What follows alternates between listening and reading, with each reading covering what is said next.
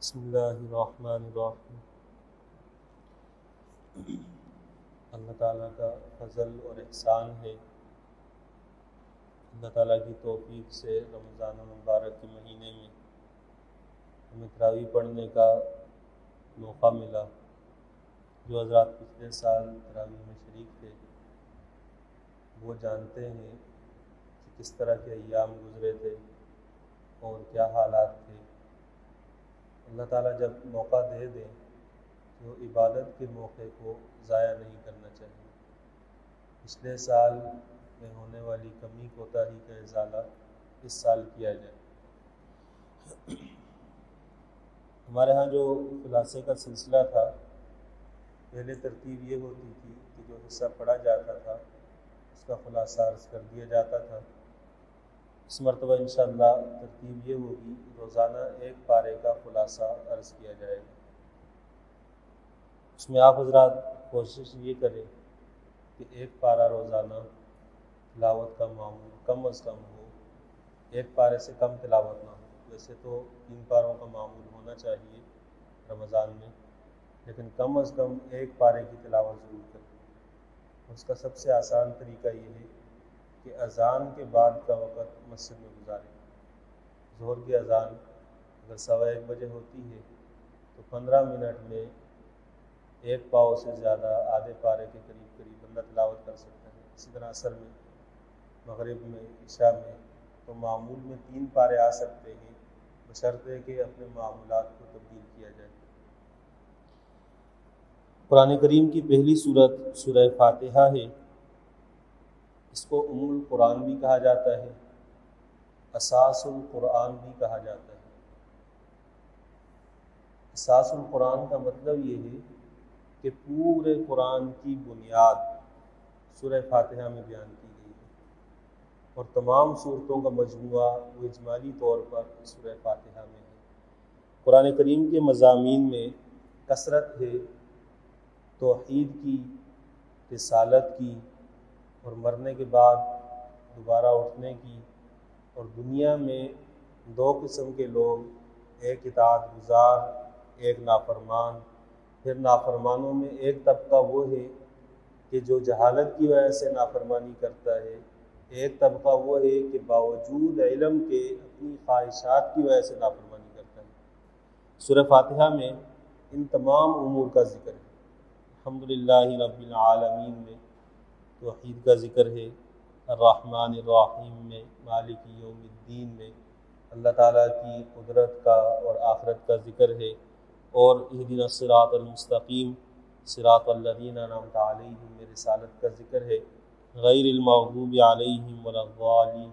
اس میں 2 گمراہ طبقوں کا ذکر ہے، ایک وہ طبقہ جو جہالت کی وجہ سے گمراہ ہوا، اور ایک وہ طبقہ کہ علم کے باوجود جس نے دنیا کو اور مادیت کو آخرت پر ترجیح دی اور وہ مغضوب بنا اور اللہ کی نظر میں اپنا مقام کھو بیٹھا۔ سورہ فاتحہ کے بعد دوسری سورت ہے سورہ بقرہ۔ بقرہ گائے کو کہا جاتا ہے۔ اس سورت میں ایک واقعہ آ رہا ہے آگے آدھے پارے کے قریب۔ اس میں بنی اسرائیل کا ایک واقعہ بیان کیا ہے قرآن نے کہ ایک بھتیجے نے اپنے چچا کو وراثت کا مال ہتھیانے کے لیے قتل کر دیا، اور پھر لاش لے جا کر کہیں اور کسی کے گھر کے سامنے ڈال دی۔ تو اس کا پتہ نہیں چل رہا تھا کہ قاتل کون ہے، تو اللہ تعالیٰ نے حکم دیا کہ گائے ذبح کی جائے اور اس گائے کا گوشت اٹھا کر وہ اس میت کے ساتھ لگایا جائے تو یہ میت بول پڑے گی اور یہ بتا دے گی۔ چنانچہ اسی طرح کیا۔ اس نے اٹھنے کے بعد کہا کہ میرا قاتل میرا بھتیجا ہے۔ اس زمانے میں ایک طبقہ تھا جو بعث بعد الموت کا منکر تھا، وہ اس چیز کو نہیں مانتا تھا کہ مرنے کے بعد بھی کسی نے اٹھنا ہے۔ تو اللہ تعالیٰ نے ایک تو اس طبقے کی اصلاح فرمائی، ان کے غلط عقیدے کی تردید، اور دوسری چیز بنی اسرائیل کیونکہ ایک طویل عرصے تک گائے کی عبادت میں وقت گزار چکے تھے، تو ان کے ذریعے گائے کی ایک تنقیص اور توہین کروائی گئی کہ یہ معبود بننے کے لائق نہیں ہے، یہ ذبح کرنے کے لائق ہے، اس کو رب نہ مانا جائے۔ جو رب ہوتا ہے وہ تو تعظیم کے قابل ہوتا ہے۔ تو اس نسبت سے سورت کا نام سورہ بقرہ ہے۔ سورت کی ابتدا میں ایمان والوں کی صفت، 5 صفات کا ذکر ہے ایمان والوں کی، 2 کافروں کی صفات ہیں، 13 صفات منافقین کی۔ ایمان والی صفات بیان کرنے کا مقصد یہ ہے کہ مسلمان شخص اپنے اندر ان صفات کو پختہ کرے، اور اہل کفر کی 2 صفات بیان کرنے کا مقصد یہ ہے کہ ان کے قریب بھی نہ جائے، اور منافقین کی صفات بیان کرنے کا مقصد یہ ہے کہ اگر مسلمان میں یہ چیزیں ہیں تو ان کو اپنے اندر سے نکال دے۔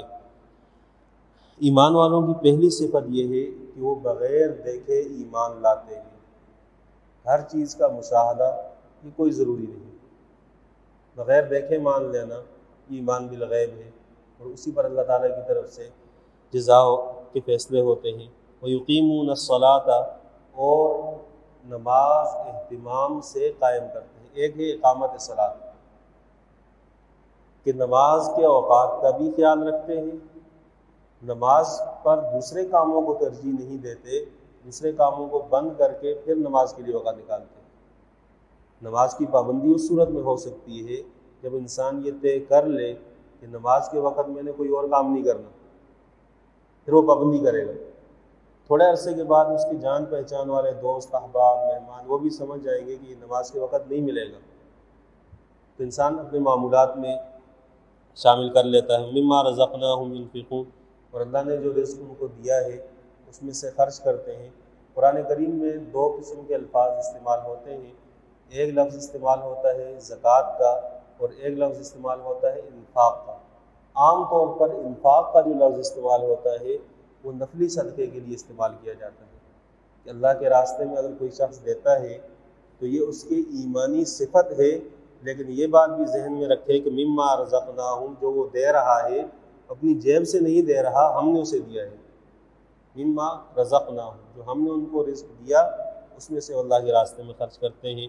اور سابقہ کتابوں پر ایمان لانا، اور اس قرآن پر ایمان لانا، اور آخرت پر یقین رکھنا، یہ ایمان والوں کی صفت ہے، یہ ہدایت والے اور کامیاب لوگ ہیں۔ اس کے مقابلے میں کفار کی ایک بری خصلت کا ذکر ہے کہ ان کو آپ ڈرانا چاہیں، ان کو آپ ہدایت دینا چاہیں، یہ ایسے لوگ ہیں کہ یہ آپ کی بات کو قبول نہیں کریں گے۔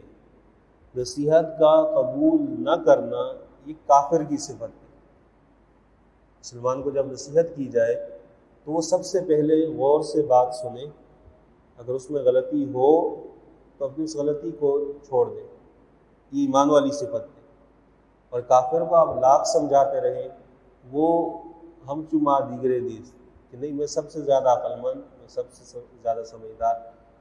اللہ تعالیٰ نے ہر انسان میں کچھ صفات رکھی ہیں، کچھ کمزوریاں رکھی ہیں۔ جب کمزوری کی نشاندہی کوئی کر دے تو اس کا شکر ادا کرے، اس کو جزاک اللہ کہے، اور اپنی کمزوری پر نظر ڈالے۔ اگر اس کے سمجھنے میں غلطی ہے تو اس کی وضاحت کر دے، ورنہ اگر کمزوری ہے اور واقعتاً غلطی ہے اس کو چھوڑ دے۔ منافقین کی صفات میں سے، صفات سے مراد بری خصلتیں ہیں۔ پہلی صفت یہ ہے کہ زبان سے کچھ کہتے ہیں اور دل کی حالت کچھ اور ہوتی ہے۔ دوسری صفت یہ ہے کہ دھوکہ دیتے ہیں، مومن شخص دھوکہ نہیں دیتا۔ تیسری صفت ان کی یہ بیان ہوئی ہے کہ اپنے فساد کو وہ اصلاح کا نام دیتے ہیں۔ چوتھی صفت ان کی یہ بیان ہوئی ہے اللہ کے احکامات کا مذاق اڑاتے ہیں۔ پانچویں صفت ان کی یہ بیان ہوئی ہے کہ اللہ کے نیک بندوں کو بیوقوف اور سفیہ کہتے ہیں۔ اس زمانے میں صحابہ تھے، ہمارے حضرت فرمایا کرتے تھے کہ جو بندہ صحابہ کے بارے میں غلط الفاظ استعمال کرے اور ان کے لیے غلط سوچ رکھتا ہو، وہ چاہے بڑے سے بڑا عالم ہو، بڑے سے بڑا مفتی ہو، بہت بڑی پگڑی ہو اس کے سر پہ، جبہ قبہ پہنے ہوئے ہو اور اس کے نام کے ساتھ بہت سارے القاب ہوں، لیکن جو صحابہ کے بارے میں غلط لفظ استعمال کرے گا قرآن کی زبان میں، وہ جاہل ہے۔ اس پہ یہ آیت پڑھا کرتے تھے الا انہم هم السفہاء ولکن لا یعلمون۔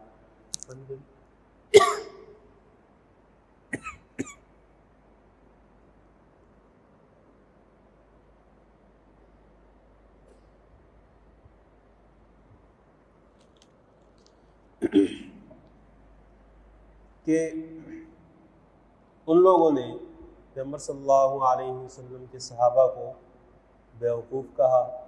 اللہ نے فرمایا کہ یہ خود بیوقوف ہے اور ایسے بیوقوف ہیں کہ ان کو اپنی بیوقوفی کا پتہ بھی نہیں. ایک صفت منافقین کی یہ بیان ہوئی ہے کہ ہدایت کے مقابلے میں گمراہی ان کو زیادہ اچھی لگتی ہے. کہ ایک راستہ ہے جس کے بارے میں قرآن نے بتا دیا، سنت نے بتا دیا کہ یہ ہدایت والا راستہ ہے، اس کو چھوڑ کر گمراہی والے راستے کو اختیار کرنا یہ منافقین کی صفت ہے. ایمان والے ان میں یہ بری خصلت نہیں پائی جاتی. پھر اس کے بعد قرآن کریم کی حقانیت کا بیان ہے. عربوں میں شعر کہنا، ایک دوسرے کے مقابلے میں کلام کہنا، یہ عام معمول تھا. فرمایا کہ یہ قرآن اللہ کی طرف سے نازل شدہ کتاب ہے. اگر کسی کا یہ دعویٰ ہے کہ وہ قرآن جیسی کوئی کتاب بنا سکتا ہے، ایک سورت لے کر آ جائے، بنا کر لائے. اور لوگوں نے کوشش کی، لیکن اس کوشش پر ان کا مذاق اڑایا گیا. مسلمہ کذاب کے بارے میں آتا ہے کہ جب اس نے نبوت کا دعویٰ کیا تو اس کے پیروکاروں نے کہا کہ محمد عربی پر تو قرآن نازل ہوتا ہے صلی اللہ علیہ وسلم، تو تجھ پر کیا نازل ہوتا ہے؟ اس نے کہا میرے اوپر بھی نازل ہوتا ہے. الفیل ملفیل وما ادراک ملفیل لہو ذنب قصیر وخرطوم طویل. سورت بنائی، سورہ فیل گئے اس پر کہ ہاتھی، تمہیں کیا پتا ہاتھی کیا ہے، اور تم کیا جانتے ہو کہ ہاتھی کیا ہے؟ اب لہو ذنب قصیر، اس کی چھوٹی سی دم ہے، وخرطوم طویل، لمبی سونڈ ہے. یہ ایک سورت بنائی.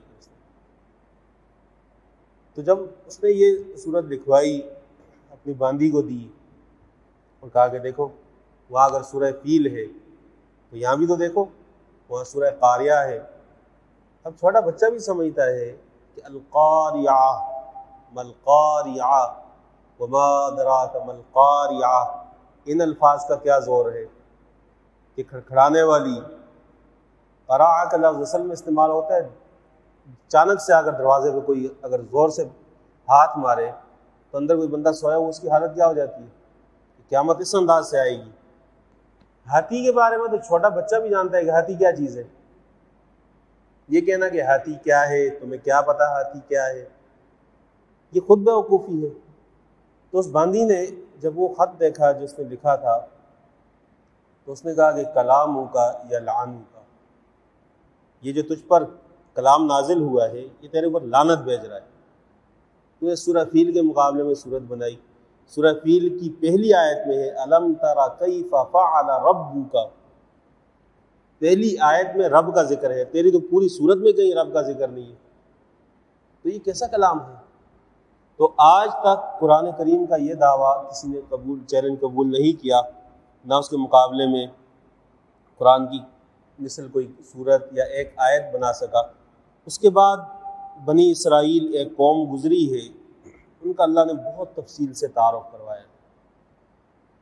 ہمارے لیے اس میں بہت بڑی عبرت ہے، خاص طور پر ہمارے وہ احباب جن کے ذہن میں یہ ہے کہ ہم ایسے ملک میں رہتے ہیں جو 27 رمضان المبارک کو بنا اور رمضان کے مہینے میں بنا تو ہم اللہ کے بڑے لاڈلے لوگ ہیں، ہمیں کوئی نقصان نہیں ہوگا اور ہمارے لیے زوال نہیں ہے. ایسا نہیں ہے.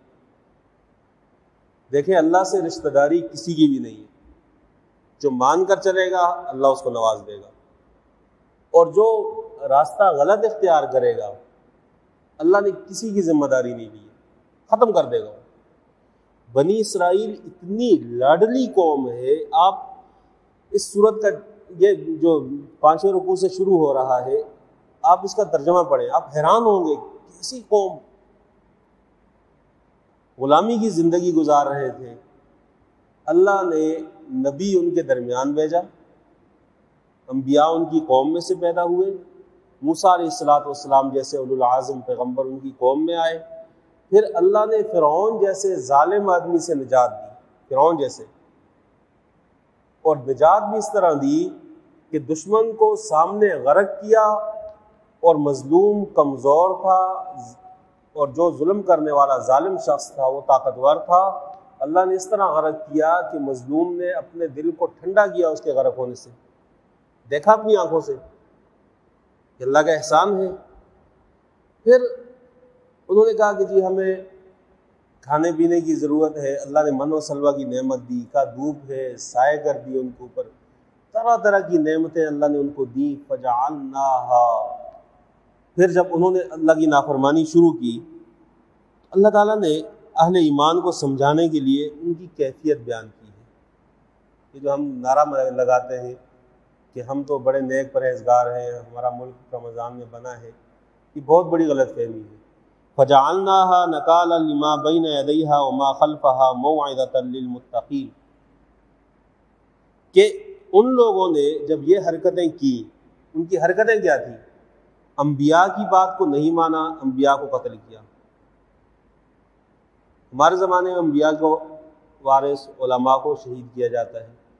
پھر اللہ نے جو احکامات دیے ان کو اپنی مرضی کے مطابق ڈالنے کی کوشش کی, ہیلے اختیار کیے کہ ہفتے والے دن مچھلی مت پکڑو, انہوں نے بند باندھے, ہفتے والے دن مچھلی آ رہی ہے, اتوار والے دن اٹھا دی. کہ ہم تو ہفتے کو نہیں پکڑ رہے, ہم تو اتوار کو پکڑ رہے. اب اس پر اللہ نے ایک سزا کیا دی ہے کہ فَقُلْنَا لَهُمْ كُونُوا قِرَدَةً خَاسِئِينَ, ہم نے ان سے کہا کہ ذلیل بندر بن کر رہو, بندر بنا دیا پوری قوم کو, ان کی حیت بدل دی. اتنی لاڈلی قوم جب نافرمانی پر آ جائے اللہ تعالیٰ نام و نشان مٹا دیتے ہیں. اس زوم میں اور اس دعوے میں کوئی مبتلا نہ رہے کہ میں فلاں ہوں اور میں فلاں ہوں اور مجھے ایسے نواز دیا گیا. اس دین میں ہر شخص کی ایک اپنی ذاتی شخصی زندگی ہے جس کی بنیاد پر اللہ تعالیٰ اس کے ساتھ معاملات کرتے ہیں. حضرت فاطمہ رضی اللہ تعالیٰ عنہ جنتی عورتوں کی سردار, پیغمبر صلی اللہ علیہ وسلم نے فرمایا یا فاطمہ انقذی نفسک من النار فإنی لا اغنی عنک من اللہ شیئا, فاطمہ اپنے آپ کو جہنم سے بچاؤ, میں تمہیں کوئی نفع نہیں پہنچاؤں گا. وہ پیغمبر جو کل کائنات کی سفارش کرے گا, وہ اپنی بیٹی کو کہہ رہا ہے, بیٹی تو ہے ہی جنتی. اصل میں یہ ہمیں سمجھایا گیا ہے کہ ان معاملات میں مت الجھ جانا کہ ہم نے وہ فلاں نیکی کی تھی تو لہٰذا ہم بچ جائیں گے. جب اللہ تعالیٰ کے ساتھ بندہ مقابلے پر آ جاتا ہے اللہ تعالیٰ نام و نشان مٹا دیتا ہے. پھر بعض اوقات قوموں کی قومیں مٹ جاتی ہیں. پھر بنی اسرائیل کا ذکر کرنے کے بعد ابراہیم علیہ السلام جو اولو العزم انبیاء میں جن کا شمار ہوتا ہے ان کا ذکر ہے. اللہ تعالیٰ نے ابراہیم علیہ السلام کو آزمایا, ان کو وطن چھوڑنا پڑا, والد سے مخالفت, دین کی دعوت دی, پھر وطن چھوڑنا پڑا, پھر بچے چھوڑنے پڑے, پھر بچے کی قربانی دینی پڑی. یہ ساری چیزیں آزمائش کے زمرے میں تھیں. اللہ تعالیٰ نے ان کو کامیاب انسان قرار دیا. پھر جب کامیاب ہو گئے تو پھر اس کے بعد اللہ تعالیٰ نے ان کی اولاد میں نبوت کا سلسلہ جاری کر دیا. جب انسان نیکی اختیار کرتا ہے, تقوی اختیار کرتا ہے, تو اللہ تعالیٰ اس کی نسلوں تک اس کا اثر پہنچاتے. تو اللہ تعالیٰ نے ان سے پھر خیر کے کام کروائے, بیت اللہ کی تعمیر کروائی. لیکن اس تعمیر کے باوجود نبی کی دعا آپ سنیں کہ اللہ تعالیٰ سے قبولیت مانگی جا رہی ہے. بیت اللہ کی تعمیر, ہم لوگ اگر مسجد میں 4 بوریاں سیمنٹ کی ڈال دیں ہم سمجھتے ہیں کہ بس اب ہمارے جیسا نیک اور پرہیزگار کون ہے. بیت اللہ کی تعمیر اور ربنا تقبل منا, ربنا وجعلنا مسلمین لک, یا اللہ ہمیں اپنا اطاعت گزار بنا, مجھے بھی اور میرے بیٹے کو بھی, ومن ذریتنا, اور ہماری آنے والی اولاد میں ان کو اپنا اطاعت گزار بنا. اپنی عبادت پر کوئی اترانے والا سلسلہ انبیاء کا شیوا نہیں ہے. ایمان والوں کی بھی یہی صفت ہے. اس کے بعد پہلے پارے کے آخر میں ایک مضمون یہ بیان ہوا ہے کہ پیغمبر صلی اللہ علیہ وسلم کے صحابہ جس طرح کا ایمان ان کا تھا اس طرح کا ایمان ہوگا تو اللہ کے ہاں مقبول ہے.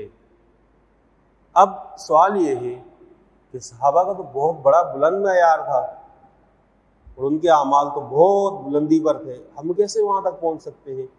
تو یہ جو فَإِنْ آمَنُوا بِمِثْلِ مَا آمَنْتُمْ مثل کا ذکر ہے، ایک کیفیت میں ہوتی ہے اور ایک عدد میں ہوتی ہے، ایک شکل اس کی اس طرح کی ہو اور ایک اس کی کیفیت اس طرح کی ہو۔ ہم سے کیفیت نہیں مانگی جا رہی کہ صحابہ کے ایمان کی جو کیفیت ہے وہ نہیں مانگی جا رہی۔ جیسے دیکھیں چھوٹا بچہ ہو، ایک آدمی قرآن کا ترجمہ جانتا ہے، ایک نماز اس کی ہے، مثلا امام نماز پڑھ رہا ہے، امام سورہ فاتحہ کا ترجمہ بھی جانتا ہے، سورہ اخلاص کا ترجمہ بھی جانتا ہے، وہ جب نماز پڑھے گا تو اس کی نماز کی کیفیت الگ ہوگی۔ لیکن آپ چھوٹے بچے سے کہیں کہ جی ایسے نماز پڑھو جیسے امام صاحب پڑھ رہے ہیں، تو چھوٹا بچہ بھی اسی طرح پڑھے گا، لیکن بچے کی کیفیت الگ ہوگی۔ بچے کو یہ نہیں کہا جا سکتا کہ وہی کیفیت اختیار کریں جو امام کی ہے، لیکن ظاہری شکل ہیئت وہ امام جیسی اختیار کر لے، یہ اس کے لیے کافی ہے۔ صحابہ کے ایمان تک تو ہم نہیں پہنچ سکتے، لیکن ان کا جو طریقہ کار تھا وہ ہمیں اختیار کرنا پڑے گا اگر ہمیں کامیابی چاہیے۔ پیغمبر صلی اللہ علیہ وسلم نے عملی طور پر جو افراد ہمارے سامنے رکھے وہ صحابہ ہیں، اگر ان جیسے بن جائیں گے اللہ کے ہاں مقبول ہو جائیں گے، اور اگر اپنا من چاہا راستہ اختیار کیا تو پھر آخرت میں کوئی کامیابی نہیں ہے۔ اللہ تعالیٰ سے دعا ہے قرآن تعلیمات پر عمل کرنے کی توفیق عطا فرمائے۔